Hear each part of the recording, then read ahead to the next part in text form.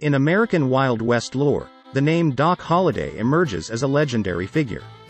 But behind every great man is a wonderful woman, and that person is Big Nose Kate.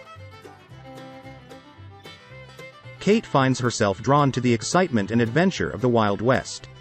It was there that she met Holliday, and the two quickly became inseparable. Together, they cross lawless borders, facing danger and difficulty at every turn. But even as Kate proves herself to be tough, independent and fearless, her legacy is often overshadowed by celebrity companion. In this video, we'll explore the life of Big Nose Kate and shed light on the extraordinary woman who stood by Doc Holliday until the very end. Mary Catherine Hironi, later known as Kate Big Nose, was born on November 7, 1850 in Hungary. Her father was a physician appointed as the personal surgeon to Emperor Maximilian of Mexico in 1862.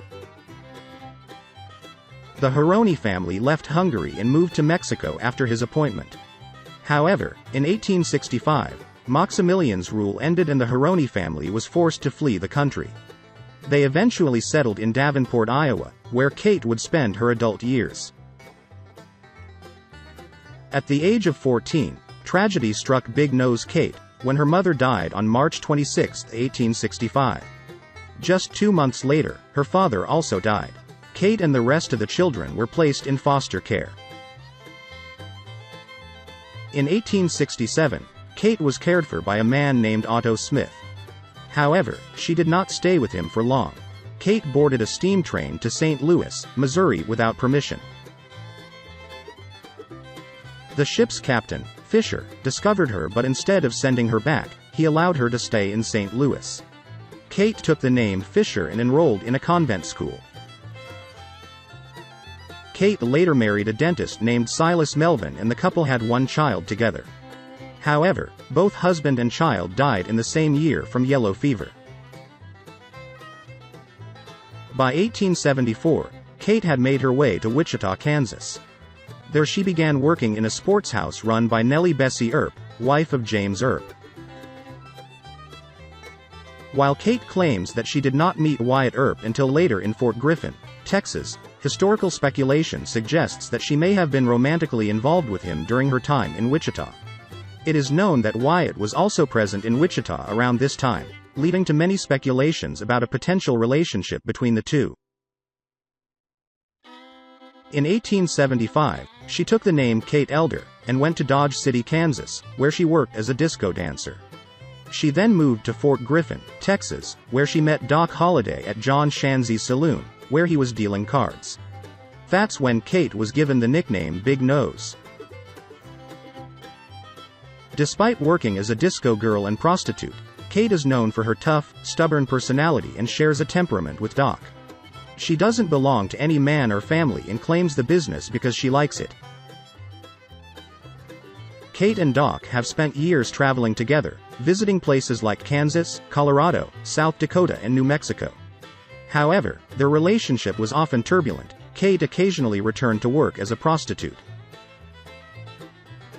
During their stay at Fort Griffin in 1877, Doc was dealing cards with a local bully named Ed Bailey.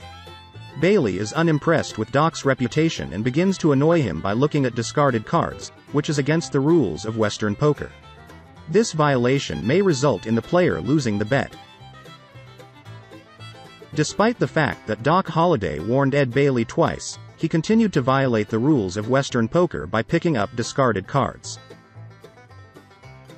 This time, Doc raked in the pot without showing his hand, nor saying a word. Bailey immediately took the pistol from under the table. In self-defense, Doc quickly stabbed Bailey in the stomach with a knife, killing him. Although Doc did not flee the scene, he was arrested and held in a local hotel room because there was no prison in town. A vigilante group is formed with the intention of seeking revenge against Holliday, but Big Nose Kate has devised a plan to rescue him. She sets fire to an old warehouse, the fire quickly spreading and threatening to engulf the entire town. While the others were fighting the fire, Kate approached Holliday's guard officer with a pistol in each hand, disarming the guards and helping Holliday escape. After escaping, Doc Holliday and Kate arrived in Dodge City, Kansas the next morning on their stolen horse. They registered at Deacon Cox's Inn with the alias Dr. and Mrs. J.H. Holliday. Doc is grateful for Kate's help and decides to change his life. He gave up gambling and returned to practicing medicine. Kate also promised to give up prostitution and stop going to pubs. It was an important change for both of them, and together they began a new chapter in their lives. It's worth noting, however, that historical records detailing their time in Dodge City are somewhat scarce and controversial, so some of the specifics of the event are difficult to explain. Doc Holliday heads to Tombstone, Arizona, after learning that Wyatt Earp has gone there to start a new silver mining operation. However, he doesn't know that Kate is also heading in the same direction to the new boomtown. They ran into each other in Prescott, Arizona, where Doc had won $40,000 at the tables, and Kate was happy to be his companion. In the early summer of 1880, they both reached Tombstone, where Kate would eventually run a motel in the Globe, about 175 miles from Tombstone. However, whenever Kate visits Doc, she stays with him instead of at her motel. During Kate's visits, she and Doc often quarreled, most of which were not serious, except when Kate drank alcohol. Once her drunken state led to verbal and physical abuse, which had to be Doc Holliday throwing her out of his life in early 1881. On March 15, 1881, a group of 4 masked men killed the stage driver and a passenger while trying to hold a carriage near Contention.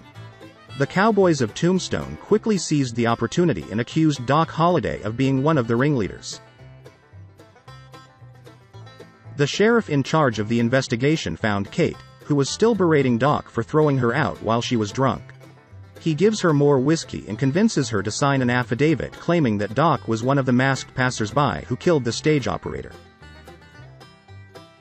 At the time, Earp was gathering witnesses who could verify Doc's whereabouts on the night in question. When Kate realized what she had done, she withdrew her testimony and the charges against Doc were dismissed. However, for Doc, this is the final push for Kate. He gave Kate some money and put her on the suburban stage. From 1882 until her death in 1887, Doc Holliday lived in Colorado, where Kate also seems to have stayed part of the time, as her brother owned property in Glenwood Springs. According to some reports, Doc may even have spent time with Kate and her family as her brother's home is so close to Sulphur Springs, which Holliday visited to try to help with his tuberculosis. Kate remained in Colorado until after Doc's death. After a tumultuous relationship with Doc Holliday, Kate married a blacksmith named George M. Cummings in 1888. They moved to Bisbee, Arizona, just a few miles from Tombstone. They also lived in Pierce, Arizona for a time. However, in 1889, Kate left her husband and moved to the small railroad town of Cochise, Arizona at the confluence of the Arizona East and South Pacific Railroads. In 1899, John J. Rath hired Kate to work at his Cochise hotel. However, it appears the position was short-lived as she left the Cochise hotel in the summer of 1900. Kate then moves in with a man named Howard, from the mining town of Dos Cabezas. It is unclear whether Kate and Howard were romantically involved or simply roommates. Kate continued to live with Howard until his death in 1930 and inherited his estate. In 1931, Kate sent a letter to the governor of Arizona, George W. P. Hunt, asking to be admitted to Pioneer Camp in Arizona. Although she was not eligible for admission as a foreign-born individual, Kate stated that she was born in Davenport, Iowa and was accepted.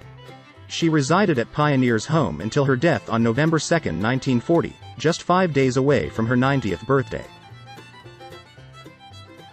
Kate was buried on November 6, 1940, at the Arizona Pioneer Home Cemetery in Prescott, Arizona. Big knows Kate's life as an adventure, resilient and determined. From humble beginnings as a Hungarian immigrant to adventures in the Wild West alongside notorious outlaws like Doc Holliday and Wyatt Earp, Kate defied society's expectations and forged a unique path for herself.